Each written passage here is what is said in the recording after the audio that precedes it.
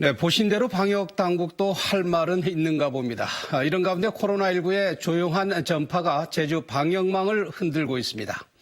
당초 강화된 제주형 방역망은 어느 순간 중앙방역대책본부의 지침 속에 녹아들었습니다. 그러니까 제주형 방역망이 사라졌다는 의미이기도 한데 어쩌면은 방역 관계자들로서는 중대본의 지침에 의존한 방역 행정이 요령이라면은 요령일 수도 있겠죠. 그런데 문제는 이 같은 개정된 정보 공개 지침이 오히려 혼란을 가중시키고 나아가 방역 행정에 대한 불신감을 키우는 불씨가 될 수도 있다는 것입니다. 조창범 기자가 보도합니다. 제주에서 코로나19 확산세가 심상치 않습니다. 진주시 이통장 협의회 발 N차 감염이 추가로 늘어날 수도 있기 때문입니다.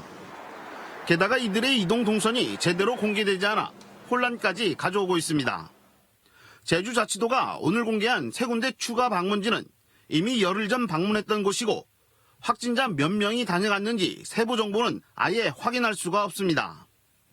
더욱이 지난 20일부터 사흘간 2차 이통장 협의회 연수기간 14명의 확진자가 발생했지만 방문지는 아예 공개되지 않고 있습니다.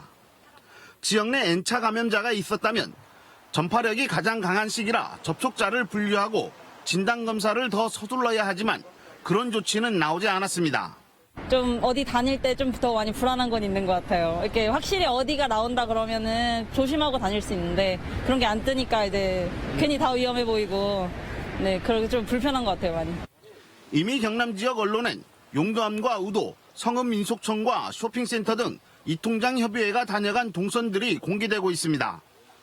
그런데도 제주자치도는 지난달 개정된 중앙방역대책본부의 정보 공개 지침을 따를 수밖에 없다는 입장입니다.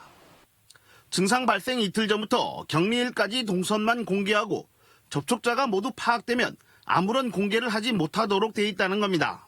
이렇게 제주도가 갔다 왔다 통보한 것이 24일이 되기 때문에 그날로 기준해서 저희들이 역학조사를 합니다. 그렇기 때문에 늦은 거지만 실적으로 많이 늦은 건 아닙니다. 확진자 역학조사에도 문제가 있습니다. 확진자 발생에 따라 접촉자를 파악해 자가격리를 하지만 접촉자의 이동 동선 확인은 확진 판정이 나온 이후 가능합니다. 따라서 진주시 이통장협의회에서 감염된 후 가족 간 전파로 감염된 74번과 75번 확진자의 이동 동선 조사는 오늘에야 시작됐습니다. JIBS 조창범입니다.